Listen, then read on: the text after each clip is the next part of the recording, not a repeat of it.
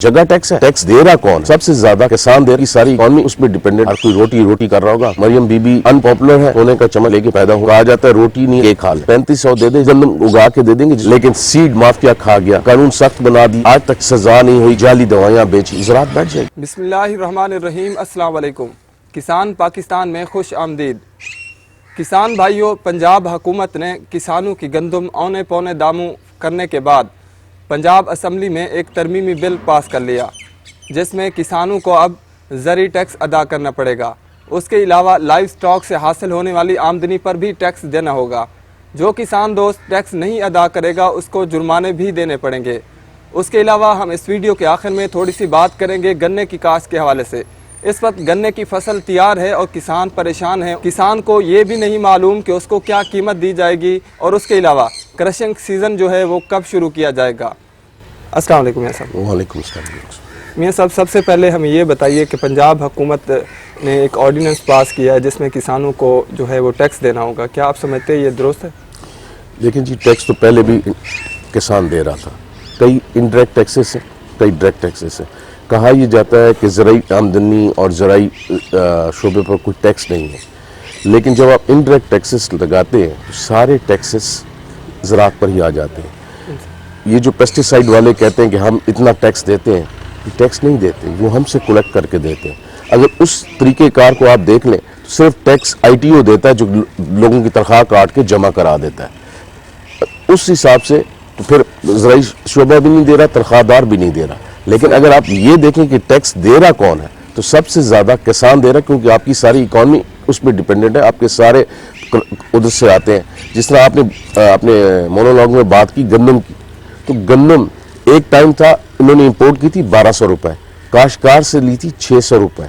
तो हमें आपने सारे इनपुट्स दिए इंटरनेशनल प्राइस के ऊपर, और हमसे हमारी गंदम उठा ली half the price of the international price. Where is the tax? वो टैक्स नहीं है तो क्या है? जगह टैक्स है। हमें आप इंटरनेशनल प्राइस पे सब कुछ कर दें, हम कम्पीट करने के लिए तैयार हैं। और ये भी जो किसान हैं, अभी लाइव स्टॉक का जो आमदन होगी उस पर भी टैक्स उनको देना पड़ेगा। अब मुझे बड़े अफसोस के साथ ये कहना पड़ रहा है कि जब आपने एक खातून को बना दिया, आई डोंट नो उनकी एजुकेशन बैकग्राउंड क्या है, उन्होंने किसी और उनके मशीर कौन है, इससे तो आपका हर बंदा मुतासर होगा। पहले ही ये अनपॉपुलर है, अब ये बिल्कुल ही अनपॉपुलर हो जाएंगे, और इन्हीं की इस तरह की मूव्स के बाद they will be ousted of the government.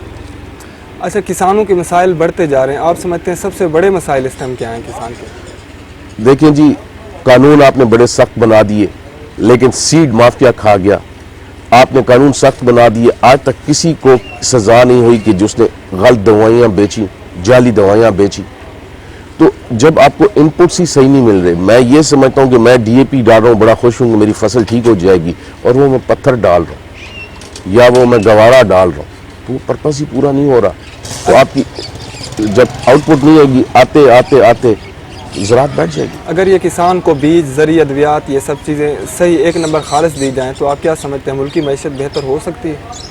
मैं तो ये कहता हूँ कि जो आप इंडस्ट्रियलाइजेशन की बात कर रहे हैं, इंडस्ट्री की चेंज आपको 5 ईयर्स 10 ईयर्स का प्लान देना पड़ता है। ज़राअत आपको 6 महीने में, जिस तरह वो एक जापानी कहावत है, वो कहते हैं कि आपको जल्दी तरक्की चाहिए तो क्या करें, कहते हैं चावल लगाएं, क्योंकि वो 90 दिन की फसल है।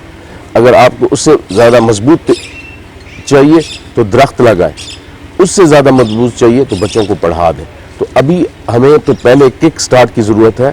किक स्टार्ट आपको ज़राअत ही दे सकती है।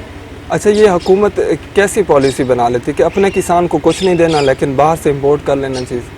सर, ये आज से नहीं हो रहा, ये शुरू से हो रहा है, और बड़ी अफसोस से ये कहना पड़ता है कि हमारे पार्लियामेंटेरियंस जब यहाँ से इलेक्ट होकर जाते हैं तो वहाँ जाकर उनकी मराहत इतनी है कि वो ये भूल जाते हैं कि किस मसाइल से हम बंद कर आए, और उनका पेशा ही तब्दील हो जाता है।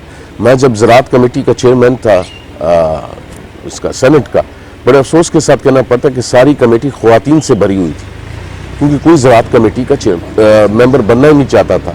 या आपने फाटा एरिया के मेंबर डाले हुए थे या बलूचिस्तान के डाले हुए थे। पंजाब का मैं वाहिद मेंबर था, और पंजाब आपका एग्रीकल्चर बेस है। इससे आपको पता चलता है कि लोगों की एग्रीकल्चर प्रायोरिटी क्या है।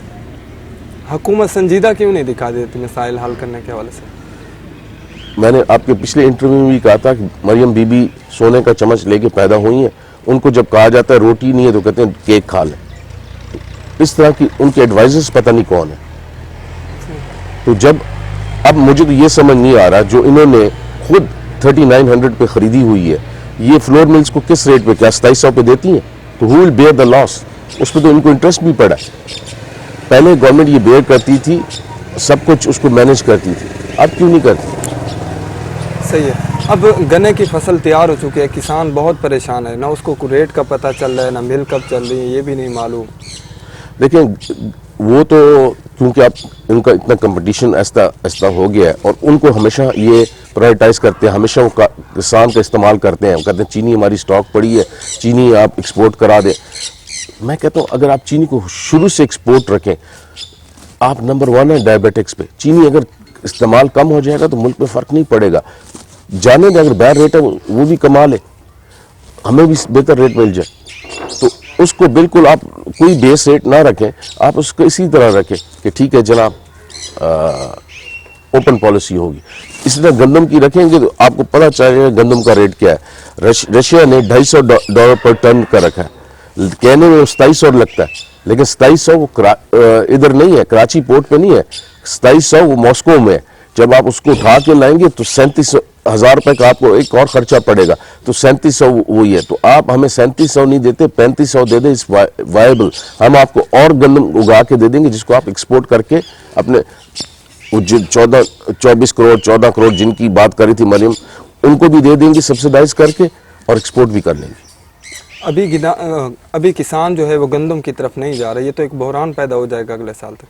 میں نے آپ کو پہلے بھی کہا تھا, میں نے کہا تھا میں تو نیشنل سوچ کے تحت لگانے کی کر رہا ہوں, ورنہ یہی 14 کروڑ عوام مریم بی بی کے پیچھے ہوں گے اور مریم بی بی آگے بھاگتی پھری ہوں گی. ہر کوئی روٹی کر رہا ہوگا. میں دیکھتا ہوں پچھلی فیملی روٹی کہاں سے لاتی ہے. اچھا, آخر میں تھوڑا سا یہ بتا دیں, آپ کیا سمجھتے ہیں مناسب ریٹ کیا ہے, گنے کا کتنا ریٹ ہونا چاہیے کسان کو جو آ رہے ہو؟ دیکھیں جی, اگر آپ چینی کا اور اس کا حساب سے دیکھیں تو ایک ٹائم تھا کہ 4 کلو چینی کے پیسے ملتے تھے. صحیح. تو 4 کلو چینی کے پیسے دے دیں. آج کل مجھے نہیں پتا چینی کا ریٹ کیا چل رہا ہے, 130-35. تو اس کے حساب سے آپ بنا لیں. لیکن کبھی بھی یہ میں نے لیا تھا جب میں چیئرمین تھا, تو اس وقت 4 کلو چینی کے بھی یہ کہتے تھے 520-30 بنتا. 520-30 بنتا ہے. وہ نہیں دیتے تو کم از کم 400 پلس دیں گے تو کسان بھی کمفرٹیبل ہوگا. اور پھر ان کے لیے بھی دیکھیں, میں ہمیشہ شوگر ملک مالکان سے مل کے کہتا ہوں کہ treat us as your partner. اگر آپ ہمیں صحیح ریٹ دیں گے تو ہم گنا کاشت کریں گے, ورنہ میری یہ زمین ہے بڑی امین ہے, اس میں جس چیز کا میں بیج ڈالتا ہوں وہی اگتی ہے. کبھی میں یہاں پہ کپاس کاشت کرتا تھا, کپاس فیزیبل نہیں رہی تو گندم پہ آ گئے, گنے پہ آ گئے. ان کی مل ہے وہ گنا ہی اس میں جائے گا, صحیح. اس کے بعد وہ اسکریپ ہو جائے گی. کئی جگہ سے اب یہ ملیں اکھاڑ کے ادھر لائے ہیں, تو کہاں تک جاتے جائیں گے. اور مظفر گڑھ سندھ کے بعد سب سے بہتر ضلع ہے اس کے لیے, گنے کے لیے, کیونکہ ہمارا واٹر الاؤنس زیادہ ہے. آپ یہ نہیں سمجھتے یہ تو جو ہمارا ایریا ہے یہ کپاس کے لیے بیسٹ نہیں تھا؟ جی بیسٹ تھا, لیکن جب سے آپ نے کراپنگ پیٹرن چینج کیا گنے اور اس پہ, لوگ بلیم کر رہے ہیں کہ نہروں کی وجہ سے سیم آ گئی. نہریں تو پہلے بھی 58 سے ایگزسٹ کر رہی تھی. صحیح. جب آپ نے اپنا کراپنگ پیٹرن چینج کیا اور آپ نے پانی دینے کا طریقہ چینج کیا کہ آپ فلڈ اریگیشن کے تحت ایک ہی مربع میں سارا پانی جا رہا ہے, تو آخری ایکڑ تو 25 والا 1 گلاس لے رہا ہے, پہلا والا 26 گلاس پی رہا ہے, تو واٹر لاگنگ تو ہوگی.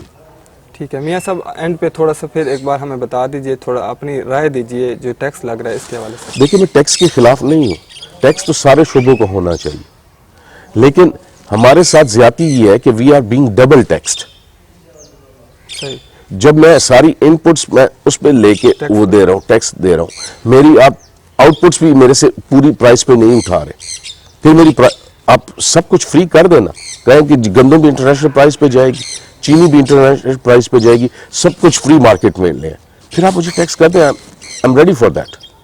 ٹھیک ہے, تھینک یو میاں صاحب. Thank you. جی کسان بھائیوں, ٹیکس جو ہے وہ سب کو دینا چاہیے یقیناً, لیکن یہ ریاست کی ذمہ داری ہے کہ وہ ایک منصفانہ نظام رائج کرے اور اس کے تحت جو ہے وہ ٹیکس لے.